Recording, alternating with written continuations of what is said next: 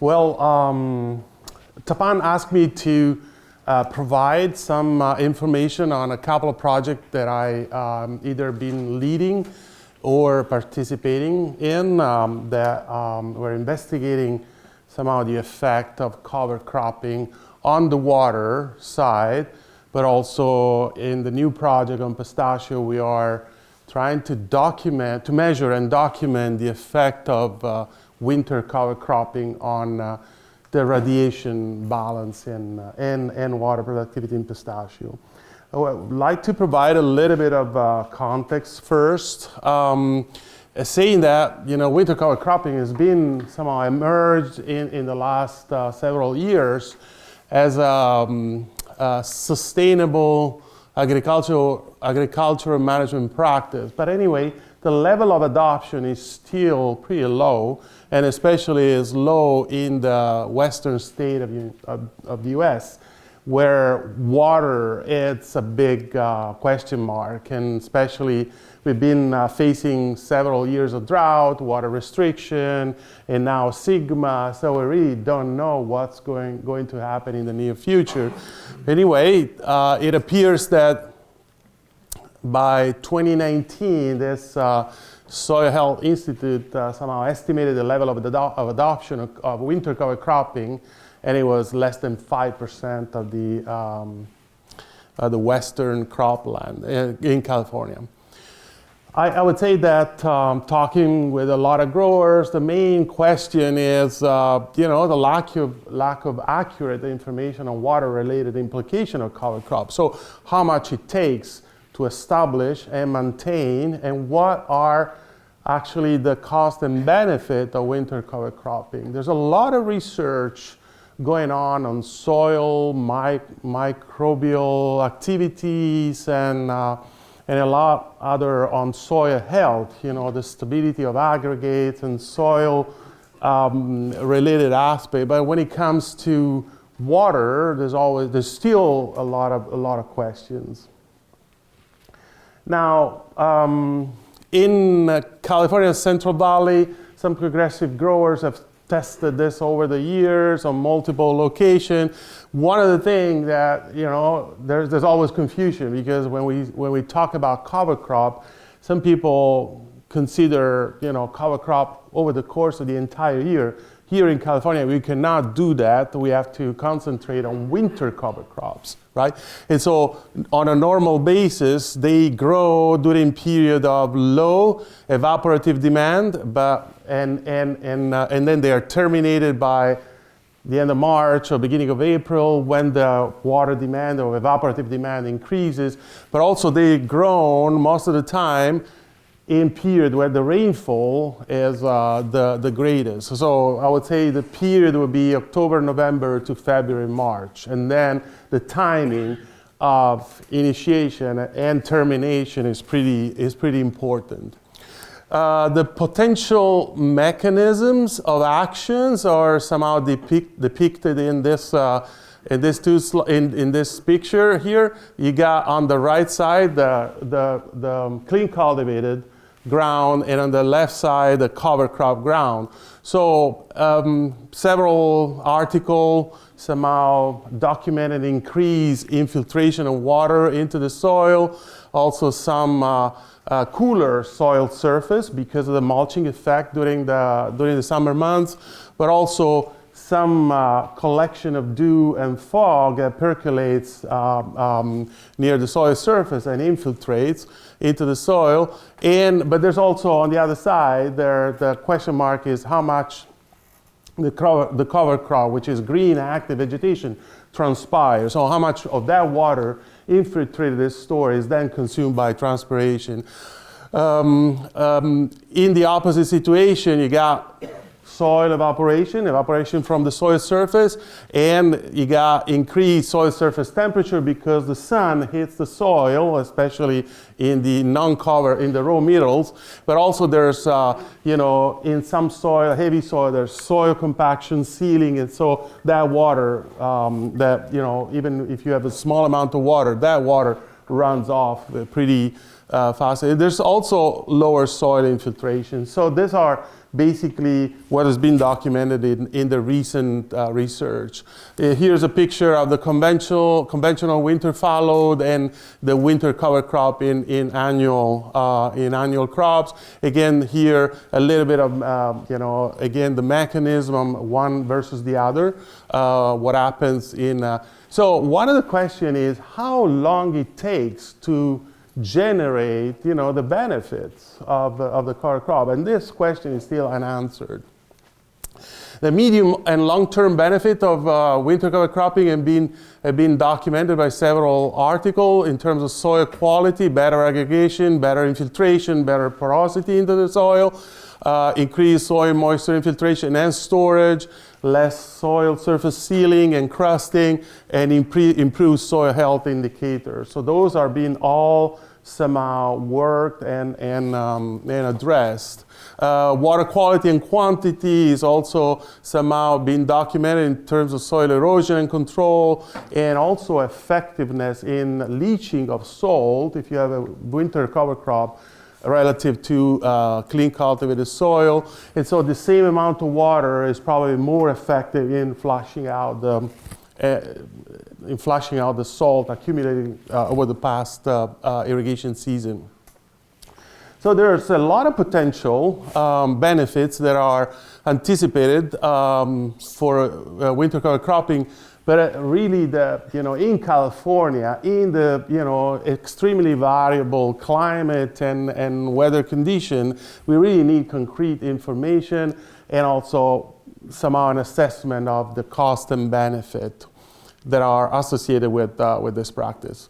So I was lucky to participate in a previous research. This was led by Jeff Mitchell at UC Davis, but had a bunch of expertise on the team. And we did, we somehow measure the soil moisture and evapotranspiration, a bunch of sites across the Central Valley of California. Here are a few sites that were somehow included in this project, and this was done on processing tomato and almonds, all right?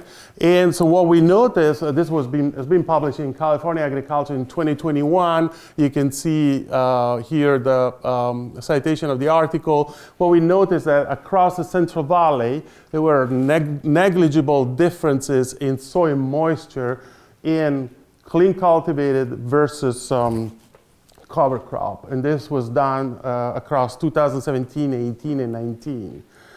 Now, the bare soil loses water by evapotranspiration. In some locations, lose even more water than cover crop. So I don't think we can really generalize things at this point. So it really is site-specific situation. It depends on the type of soil. It depends on the weather. And so here is an example. We did this measurement of evapotranspiration in Davis on a cover crop versus a clean cultivated bare ground plot. And we noticed that the difference you see here is the control, which is the clean cultivated, versus the winter cover crop. Over the course of the winter, the difference was 0.12 inches of water. So a slightly more evapotranspiration, but it was very, very minimal. At Davis, it was 0.12, and in 5 points was 0.7 inches. So this difference is pretty insignificant in comparison with the potential benefit. When we evaluated so this was a seasonal evapotranspiration of the two systems, compared. When we evaluated the biweekly evapotranspiration in Davis, we saw that the clean cultivated was losing during winter time, during rainfall time, was losing more water than the cover crop plots. And when we did the same in 5 points, where the weather is drier, we saw that, of course, in a drier climate, the cover crop area was losing a little bit more water. but the measurement were probably accounting also for the amount of water that was trapped from fog and dew. So not all that water that we measure as evapotranspiration came from the water stored into the soil. And so this is a refinement that we should probably do and measure also the amount of fog and dew that is trapped. And so that's another potential benefit. Now, moving to the new research project on winter cover cropping in pistachio, there were a couple of motivation behind. First of all, the cover cropping, winter cover cropping is being promoted, encouraged by state agencies and federal agencies like NRCS and CDFA with Healthy Soil through climate smart financial incentives, so funding to growers in order to improve soil health and mitigate climate variability change. So there were, recent study that documented the beneficial effect of our rhizosphere ecology, so what happens under the soil for the soil microbial population and community and habitat, and also the root health, right? But there was, when we did this literature survey, there was no information on the effect of winter cover cropping during the active growing period and during the summer on what happens in terms of radiation balance. So light comes into the orchard and we don't know what happens. Is reflected back, is transmitted down. So we wanted to investigate this radiation balance and see whether this cover crop area and row middle somehow affect the light interception in pistachio tree. So the question that we got from several growers is, can the cover crop vegetation and the residue after the cover crop is terminated allow better light use efficiency? So the incoming light can be recaptured partially by reflection, as a result of reflection by this yellow colored row middles. And also the other question is this bringing, this cover crop, winter cover crop is somehow as a cost to establish, mow, and do all this practice into the field. It leads to some economic water productivity. That means more yield per unit of water evapotranspired. So those were the two questions that were mainly asked by growers. So this is what an example of a young orchard near Davis in Yolo County. We got a lot of, it was actually, originally was a cover crop mix, and then I think it evolved over time with as a native vegetation. But this is it reached this tall and then is mowed by the end of March, and the residue are left onto the row middle. Of course, in Davis, it rains quite a bit, more than in the Central Valley, in the San Joaquin Valley. And this is the way it looks after the mowing is done. This is an example how is it done in the Northern California, Northern Sacramento Valley. So what we did in 2022, we established this field trial in a mature micro-irrigated orchard, and we did it, replicated plots with, you can see cover crop and clean cultivated. So I tried to put here, we did it for two different type of pruning. What we call rooftop is one way of pruning pistachio tree, and tabletop is when they have the flat topping, because some of the growers say, oh, what if I do a different type of pruning? There's more light penetration. Out of that light, what happens if I have a cover crop area? So we wanted to collect field data to document comparative information on how this winter cover crop and this inactive vegetation left on the ground might affect reflection of the total light, but also the partition of this incoming radiation. So the radiation that comes into the orchard has two main components. One is photosynthetically active, so PAR, and the other one is near infrared. The near infrared generates heat, and the heat generates a little bit more water use, but it's not very beneficial because it doesn't generate carbohydrates assimilation. So we wanted to see, the incoming partition. So let's say the partition between PAR and near infrared of the incoming radiation, and also the partition of the reflected radiation between near infrared and PAR. So basically, there's incoming short wave radiation that gets onto the raw middle and then gets reflected back. So when we established this, basically during summer, late spring and summer, the raw middle looked like this picture here. So yellow, bright yellow, and of course it has a different reflectivity than the bare ground, and this we wanted to see whether it's beneficial or not. So these are our hypotheses and the possible mechanism where that improving light penetration and distribution within the tree canopy, up to 30 to 40% more light interception by the trees, but it depends what type of light. If it's only near infrared, then it's not probably beneficial. It's just generating more evapotranspiration, right? So wanted to see also whether there's increased photosynthetic active surface by the tree and better a more net CO2 assimilation per unit of water evapotranspired. Also want to see what happens in the below the soil surface if there's more soil oxygen in cover crop areas, and that means better root activity and improved uptake of nutrients also.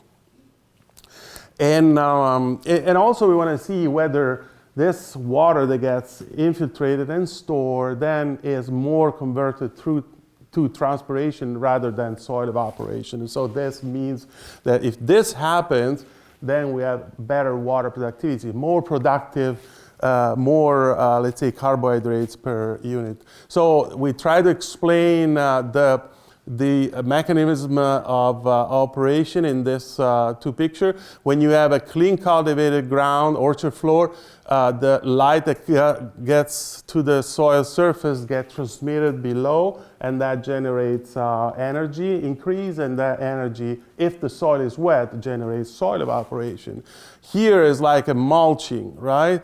And so the incoming light gets transmitted very little and gets bounced back in all the direction, and among the direction are also the lower canopy. So when we tested this in commercial orchard at Nichols Farm, after 3 years, he noticed that there were like more nuts in the lower part of the canopy and bigger nuts. In the clean cultivated plot, there was more nuts in the top part of the canopy, there were small nuts, but this is what he reported.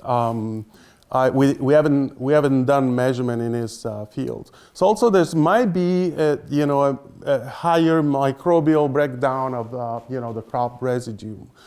So we did measurement before starting this project at Kearney. We did measurement in 2 commercial orchards. One was on bare ground at Nichols Farm in Hanford, and the other one was in Coalinga. This was managed by John Gabart at that time, and this was at a cover crop. And we saw that the net radiation in the cover crop block was higher than but that doesn't necessarily mean that that light get re-intercepted. So this orchard was alternating much less than this orchard, and they were both Kerman on Pioneer Gold 1, but this orchard was hitting 5,000 pounds per acre every single year. So we saw also less alternation in the bearing. When we did additional measurement, don't look at all this number in between, just look at here, the albedo is what matters. So the albedo in cover crops, in a cover crop orchard is higher than in a clean cultivated ground. And that was the reason why we put together this project at Kearney in more controlled situation and replicated trial where we wanted to see the effect. Now, this is the way it looks. You're welcome to visit the site. We seeded in 2022 the cover crop. I think it was like beginning of January. And so we had a good stand establishment. It was about 4 feet high. And when he seeded, we mowed it and left the residue on the ground. And this is the clean cultivated. We clean the area in the clean cultivated as much as possible. And this is another picture of the clean cultivated. This is the way it looked this winter after seeding again the cover crop. Yeah, this is the way it looked like a couple of weeks ago after we reseeded cover crop slightly wider. And as a good stand establishment with this rain of this year, it's probably is going to be a very good cover crop, very dense cover crop. And this is the way we are measuring the radiation. So there's one sensor that measured the total radiation, another sensor that is measuring PAR, and by the difference between the two, we estimate the near infrared. So this is what hangs low in the, looking down to the ground, but there's also similar two sensor on top of the canopy. So we want to see the incoming and then reflected back. This year, we are reinforcing the data collection, but I wanted to show you some results from last year. I want to tell you before showing the results that orchard, that Kearney, was sprinkler irrigated. This is not representing the reality. But when we started working on this, we didn't have the time to shift to drip. And also we didn't want to shift to drip because the root, it was kind of mature orchard. But having a micro sprinkler irrigated orchard, it means that you get most of the areas that was wet. Remember this. So when we evaluated the data, here you can see a rooftop prune tree like this. And so you can see that the cover crop plot had a higher reflectivity in PAR and higher reflectivity in near infrared, and this is the ratio. But look, the real number that you have to look at are the albedo. And so albedo in the PAR area, it's higher than the clean cultivated plot, and the albedo in the near infrared. So both of them are reflected back, all right? Now, this is reflectivity is basically consider only the reflection in one incident angle. Albedo consider the reflection across all, integrated across all the angles. So look at the albedo, because the reflectivity refers only to noon, solar noon, and that's not enough. You have to see over the course of the day what is the reflection of the radiation. In flat top prunes, we had similar results, and you can see there's less reflectivity in PAR, less reflectivity in near. So the pruning affects the amount of light that comes into the orchard, but also the cover crop affects the lights reflected back. So in both cases, there were more reflection in the cover crop than in the clean cultivated. This is my last slide. The ratio of near infrared albedo to PAR albedo is 25-40%. There's more near infrared reflect in these conditions. And then we're all wet, so it was not beneficial the way it was. Then we said, maybe the wetting of the row middle affected the partition, which was the case. So we stopped irrigation for 38 days before harvest, and that partition between near infrared and PAR changed towards PAR. So this year, we are removing the fan jet, and we're putting the sprinkler irrigation, the dual drip, and we will see and document what happens. But so far, I would say there's more reflection of total light, and I would say there's a possibility that the dry condition of the row middle that you have in drip irrigated field move all the partition, the partition in a beneficial way towards PAR. So this is an ongoing project. We'll be able to document a little bit more to the next meeting. Thank you so much. All right, thank you. Any quick questions? Yeah, go ahead.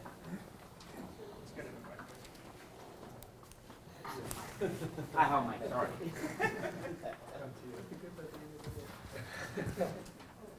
Thank you. One of the challenges of adoption in the almond industry is the thought that cover crops let's see, aren't as effective against frost protection. I know there's research being done that's saying that might not be the case, but do you have any opinions, or is any of your research capturing any kind of ambient warmth or those kinds of metrics? Yeah, we are measuring the temperature of the ground and the temperature of the canopy when the canopy is there. But so I'll be able to give you more information. But also, I think that a lot of this evaluation that we heard about, they don't really consider the difference that you have from the weather station with respect to the orchard. The orchard normally has a cooler temperature than the, or hotter temperature. It depends on the period. But anyway, we are measuring the temperature in cover crop versus bare ground. But I saw that there might be a detrimental effect, but pistachio somehow skipped the frost because it started much later. We submitted another proposal to the CDFA to work to apply this concept for almonds and wine grapes. And so if they happen to get funded, that might be research in the next 3 years. Yeah. Okay, thank you. Thank you so much.